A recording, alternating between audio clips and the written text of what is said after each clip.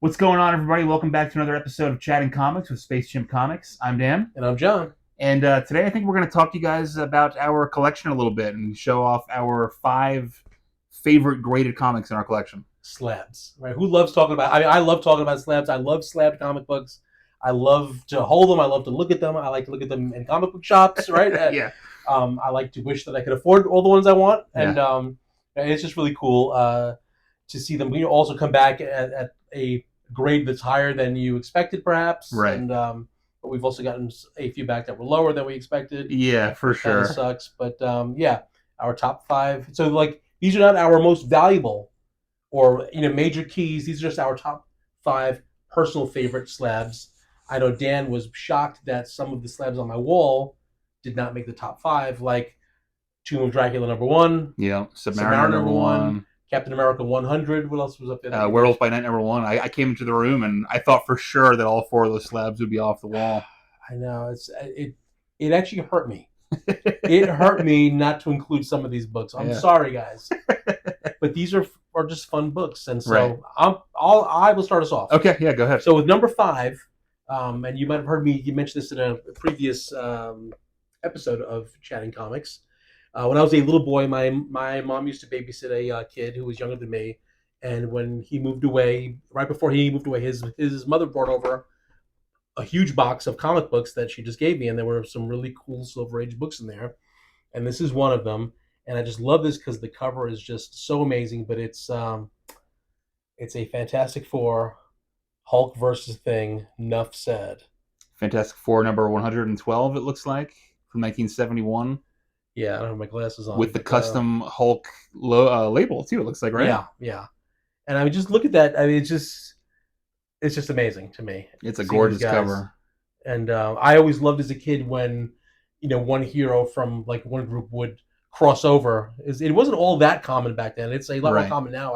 I feel, but so having the Hulk in this Fantastic Four issue, and I probably read this like about 100 times as a kid and played with it and through it, and I still got a 5 grade on it recently. So I was It's pretty good for a book that's 50 years old. It's got an all black cover. yeah. Um, I always love the Hulk battles. That's like a big thing in nerddom is who's going to win the battle, right? It's always Hulk versus Thor, Hulk versus the Yes. Thing, and Hulk versus Wolverine.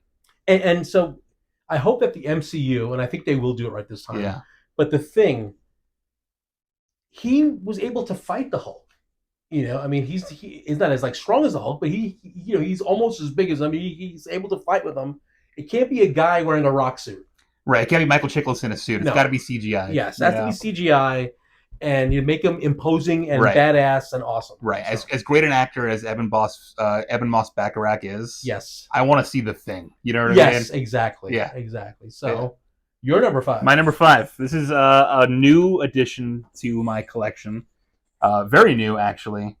You got it for me this past Christmas, and I was stunned. I was like, "This is awesome." This is Batman: The Long Halloween Special #1 with the Batman movie poster variant, signed by Jeff Loeb. If anybody listened to our last video, they know how much I love Jeff Loeb Yep. and how much I love this series. The Long Halloween is basically what turned me into a comic book fan. I know it is. I remember, sitting in this room when I was a teenager on a rainy summer day, reading the trade paperback for The Long Halloween Wow. and just falling in love with Jeff Loeb and Tim Sale. And you got me this for Christmas. I did. Not to gush and get all emotional and everything, but yeah, I saw it and I was like, man, this is just awesome. I give pretty good Christmas gifts. Yeah, So does Dan, though. for sure, for sure. So that's my number 5. That's a great book. Yeah, Yeah. yeah. Okay, so my number 4 is I had wanted this book for a long time, just because the cover, like again, is so freaking cool, and because I love both of these characters so much. My wife actually, she was able to get me this for Christmas. Again, Christmas. We're big Christmas people in this family. So a few years ago, then I had it graded. Iron Man Submariner #1. Oh yeah, I mean that I cover mean is that amazing. cover is so great. Now it's actually two separate stories in there, so they're not with each other, and it's just sort of a one shot, which was kind of weird for Marvel to do back then because they didn't really do one shots. Right. But it's Iron Man and Submariner. And just look at that cover. I mean, it's just so beautiful. It's a stunning cover. The lettering is gorgeous with the bright red and the bright blue. I mean, has Namor ever looked more masculine in his life? Right? I mean, look at I that mean, physique. he's a man's man. Yeah, seriously, I mean, yeah, it's like looking in the mirror to me. for sure. But just Iron Man's colors. I mean, just look at that red and the yellow. Yeah, it It pops, pops. man. So The costume is the classic Silver Age costume, and that's a yeah, book you don't really see all that right, often. right. It is pretty rare. Yeah. So I love this book. So this was my number 4. What's your Okay, number 4, Dan? very cool. So my number 4 is another signature series CGC book here. One of my favorite characters growing up. I loved the X-Men animated series that was on Fox, I think, at the Fox. time, Yeah. right? Saturday This morning. is X-Men 101 from 1976, the first appearance of Jean Oh Grey as the wow. Phoenix, and signed by Chris Claremont. I just love that cover, man. The cover is just so gorgeous, so iconic. Well, and it's a very important book. It's a hugely important book In for fact, I sure. think when you found this book and you bought it, you like texted me something about I just got the Holy Grail that I've been looking for. Yeah, this was a book that I had been wanting to get for a while. Got a great price on it, and kind of held off, knowing that eventually Chris Claremont's going to be signing at CGC, and I decided to send it in. And I thought it was going to be like a 5.5. I would have been happy with it just because it's such Yeah, a big book, and I was thrilled when it it's came been back as handled and used inside. oh I mean, yeah, for sure. And I was thrilled when it came back at 7.5. Yeah, 7.5, let me man. see that for a second. Oh yeah. Oh, the colors. I mean, just Cyclops on the front. Just Yeah, I mean it's an just awesome awesome. book. Yeah, so that is my number 4 pick. Excellent. All What's right. your number 3 there, pops? My number 3 is a new book, pretty new book. Um, it's a MegaCon exclusive Okay. that I got a few years ago, and then I had it signed by the Mm. great Frank Miller, and it Oh was yeah. such a thrill to meet Frank Miller and have him sign this book. But it's The Dark Knight. Dark Knight Returns #1. Yep, and I just love how he signed it. Going up that way, His signature on that sideways. book his signature is a work of art in and of Yeah, itself. yeah, and then I mean, like it was. I had bought this. I had handled it. Yeah. I mean, I was careful with it, but to get a 9.8 on it as well, Right. I was pretty thrilled. But it just, I mean, that's the book that really helped to get me, back into comic books and the story. And so I just love Yeah. having this book. It's very meaningful to me. Yeah, I mean Dark Knight Returns is always in the top 5 graphic novels of all time. It's Yeah, usually considered the greatest Batman story ever told. I mean, the cover is just it so was just, iconic with yeah, him jumping through the lightning. I know. And I mean, I remember going to that signing. It was at Coliseum of Comics in Kissimmee, Yep. Florida. We got there early in the morning, and I think they cut off, like they started his lunch break like right before our number would have been Yes. called. Right. So we had to go have lunch, and Yeah, we like wait like an extra hour and a half right. Instead to of go back. 20 minutes. Yeah. Yeah, Right. yeah, Exactly. yeah. Exactly. But he was pretty nice. Talking to him. Super nice guy. He wasn't in a rush to Yep. blow you And we off or chatted anything. a bit, and I know that you had some words with him and stuff, and it was Yeah, really and nice. I think Dan Didio was there signing That's also, right. and we Yeah. got some copies of Phantom Stranger signed by him That's because he did right. a pretty good run of that too. That's right. Yeah, Yeah. yeah, that was a fun day. That was a fun day. All right, is this my number 3? You're number 3. Okay, so my number 3 is from arguably my favorite comic book series ever written by the incredible Irish talent Garth Ennis.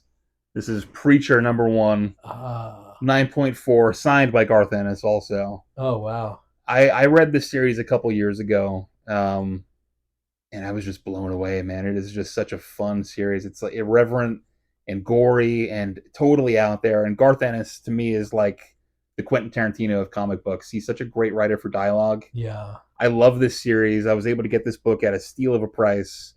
Sent it in. Didn't care what the grade was going to be. Garth Ennis signed it. I was happy with a 9.4. It's the first appearance of all the major characters in the comic.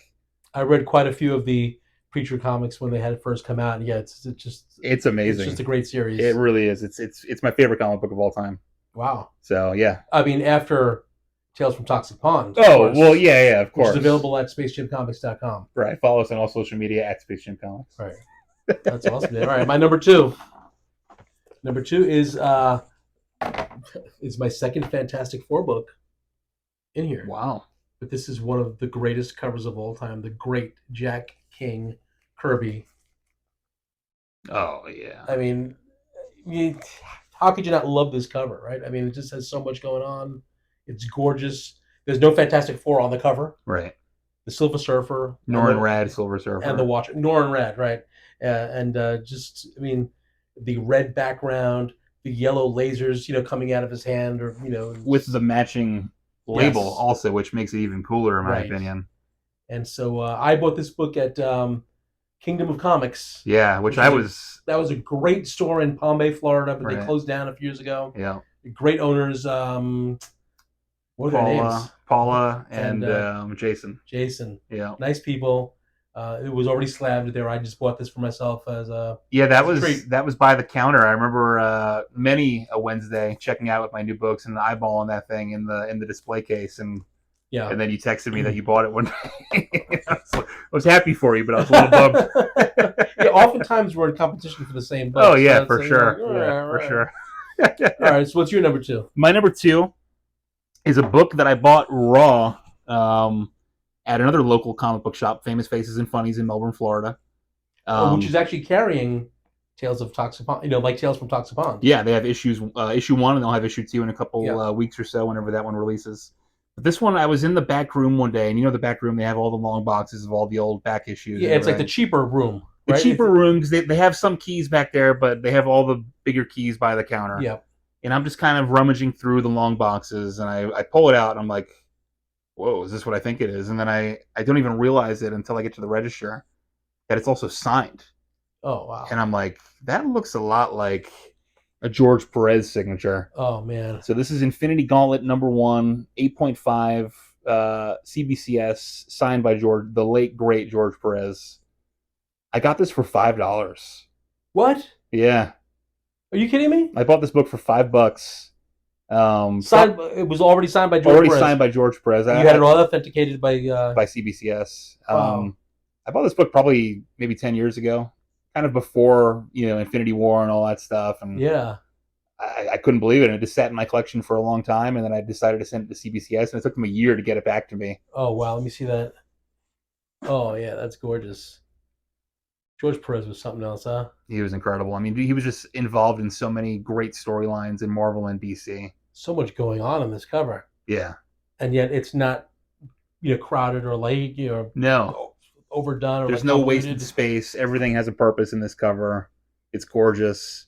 I was hoping for a little higher grade. I mean, I was looking at it with like the rosy tinted glasses. I'm like, this is a 9.8. And I got it back, and I'm like, oh yeah, I can see there's some color rub on the spine, and there's some spine ticks and stuff. But honestly, who cares? I mean, it's a signed George Perez comic. He's not signing any more of them. So was that in like the wrong bin or something, or no? It was alphabetized correctly, but I don't think they noticed the signature. Because I think it would have been on the wall somewhere. You know what I mean? So I saw it, and I couldn't believe it. I saw that it was $5. I was like, this is coming home with me. Yeah. No kidding. Wow. So yeah, that's my number two, Infinity Gauntlet #1 from 1991. Wow. Yeah. All right, so now drum rolls. My number one comic, and again, this was really hard. I have a lot of Silver Age stuff and Bronze Age stuff that I just love, but this was my holy grail as a person who loves Marvel horror. I say horror because I'm from New York, but people are like, oh, what's horror? I love the Werewolf by Night, the like Monster Frankenstein, Werewolf by Night, Tomb of Dracula, number 10. The first appearance of Blade. Oh yeah. It's a 4.0, but still, I mean, it's just this is a hard comic to find. Oh, and I also had it signed. Is it a Marv Wolfman signature? Marv Wolfman, yes, exactly. I was just gonna say Jerry Conway, but he signed my Tomb of Dracula #1. I was just, it's just gorgeous. It's a major key. Huge key. Movie coming out soon. Movie coming out, and I mean, I was looking for this book in a way that I could afford it for so long, because you don't want to spend thousands and thousands on like a book. Right. But I mean, it was expensive. But I mean, and so this was the final issue for my set. So I have the entire Tomb of Dracula set. Oh wow, you have the whole run. I have the whole run. Very cool. 72 issues plus all the like giant size and all that. I mean, that's a huge book, man. Especially with the movie coming out soon. Yeah. You think they find room to put Wesley Snipes in there, give him a little cameo? That would be fun. That'd be cool, right? As a vampire, maybe, or something. Yeah, I mean, he still looks great. He does. He can still play Blade, I think. I think he can. But I'm excited to see what they do with like Mahershala Ali. Guy's a great actor. He's got some nerd cred, man. I mean, he was Coppermouth, I think, in the Luke Cage Netflix show.